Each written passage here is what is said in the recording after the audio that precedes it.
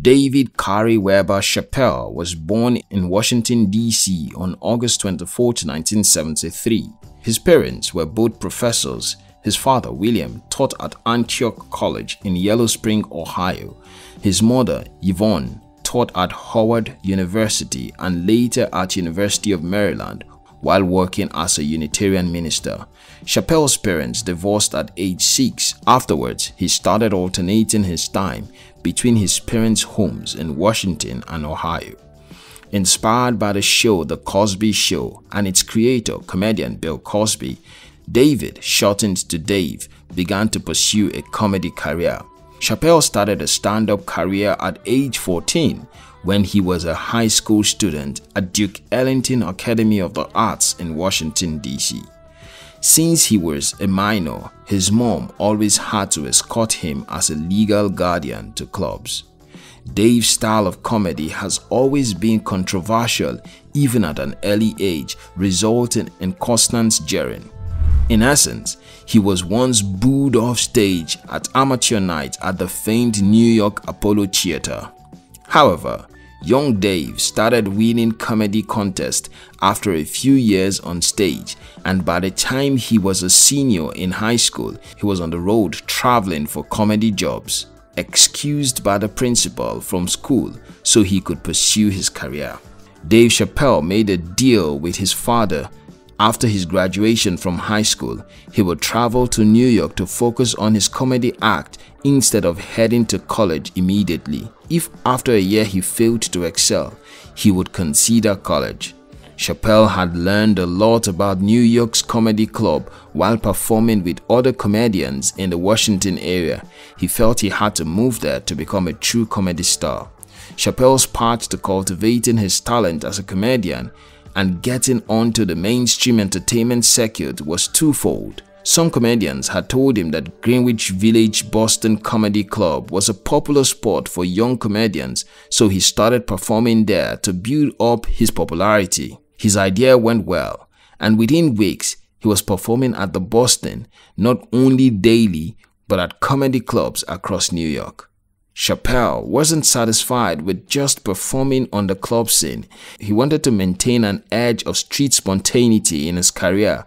To do so, Dave went out into the streets, performing comedy in the city's park and streets with other street performers.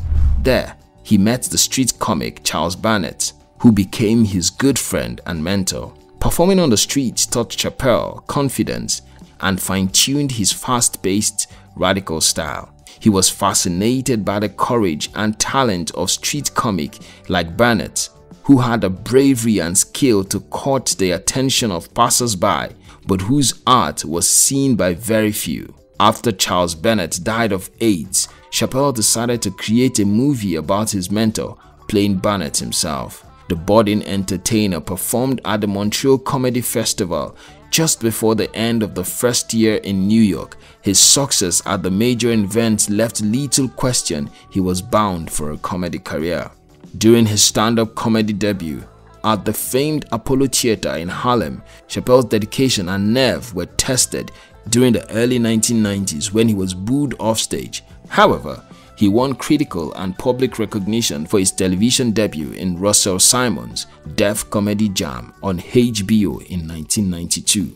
His fame continued to build, and he was a frequent guest on the late-night TV shows such as Political Incorrect, The Late Show with David Letterman, The Howard Stern Show, and Late Night with Conan O'Brien. Chappelle got his first movie debut in 1993, the Mel Brooks comedy Robin Hood, Men in Tights. He had minor roles in a variety of other films, but it was his feature at the vicious comic Reggie Warrington in 1996 film The Naughty Professor by Eddie Murphy that took him to Hollywood stardom. Suddenly, Dave Chappelle became in demand for character roles, and over the next several years, he made several films. He co-wrote his first film in 1998, Half-Baked. Though Half-Baked enjoyed some success, Chappelle was frustrated by the efforts of the production. Chappelle believed the studio undermined the movie by trying to make it more appealing to conservative viewers.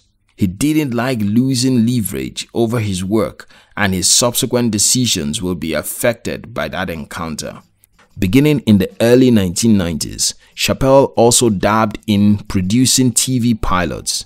After having produced more than 10, ABC picked up one pilot, dubbed Buddies. In the early 1990s, the pilot aired just 13 episodes before it was cancelled. The comedian gained network attention as his comedic success began to grow. In the late 1990s, the Fox television network offered to construct a situation comedy around Dave's show. Dave was interested, but the comic withdrew from the contract after network executives started to consider introducing white actors to the ensemble to expand the reach of the series. Dave would always refuse to compromise his principles or his comedy as much as possible. Dave Chappelle went on to write and star both in films and on stage. He performed a successful one-man series for HBO in 2000 entitled Dave Chappelle, Killing Them Softly. Subsequently, he was allowed to do television on his terms in 2003.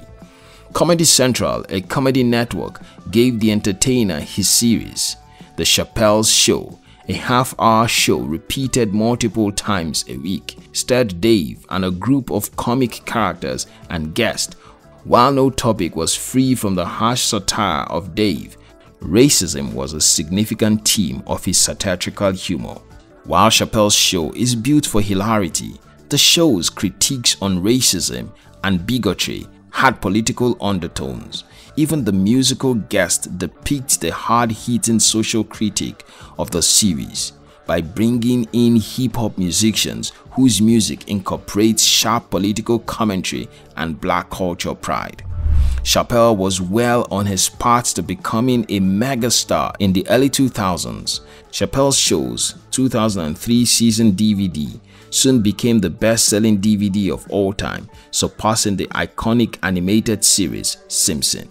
Not only did the outspoken comedian gain the attention of the famous TV stars including Oprah Winfrey and James Lipton of Inside the Actors Studio, he was also offered a huge Comedy Central TV deal after only 2 seasons, a $50 million for an extended 2-year contract. Chappelle's Show was about to launch its 3rd season when Chappelle suddenly quit in 2005 during production.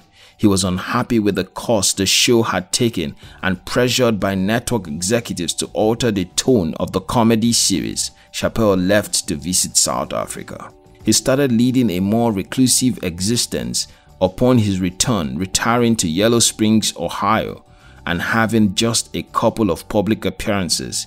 He launched the documentary Dave Chappelle's Block Party in 2006, one of his final moments in the spotlight for many years. In February 2013, to the shock of everyone, Dave Chappelle surfaced at the Comedy Cellar, the famed New York City comedy club. Comedian Chris Rock on stage later joined him and the two discussed the idea of a tour. Chappelle took a more orderly approach to his return to stand-up, performing many scheduled stand-up gigs across the South, including Atlanta, North Carolina, South Carolina, and Tennessee. On August 23, 2013, the comic cum actor also hosted the Funny or Die tour starting in Austin, Texas.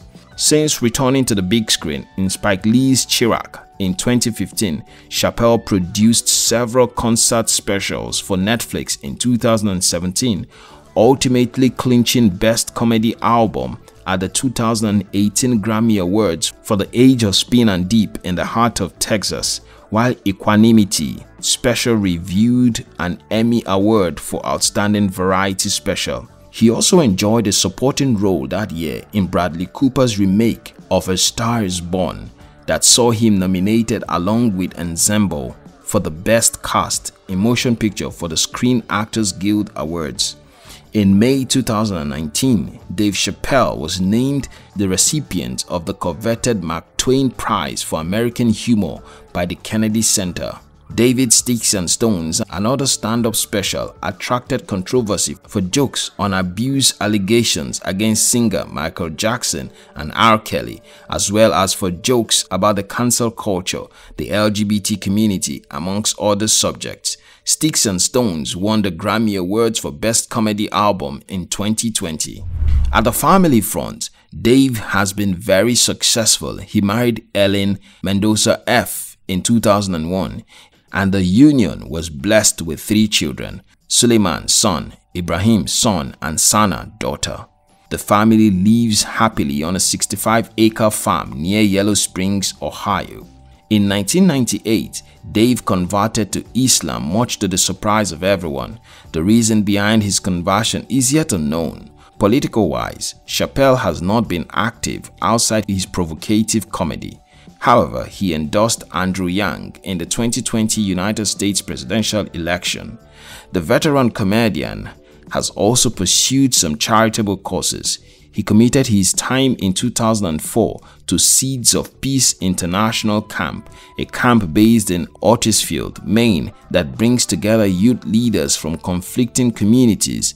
In August 2019, he also hosted the Gem City Shine Charity Festival, which included artists like Stevie Wonder, Kanye West's Sunday Service, Chance the Rapper, Talib Kweli, Tiana Taylor, Thundercat, and T.Y. Dolla $ign in Dayton, Ohio. Dave Chappelle is regarded as a comic legend by his equals and rivals in the comedy industry and has been called the greatest comedian of all time. Thank you very much for watching our videos. We'd like to give you another exciting video for you to enjoy next. Still, before then, our team will be thrilled if you can like this video and share it with your friends on social media. If you're new here, don't forget to subscribe so you don't miss other exciting videos like this. Look at your screen now to see 2 other videos we handpicked for you to enjoy next. We love you.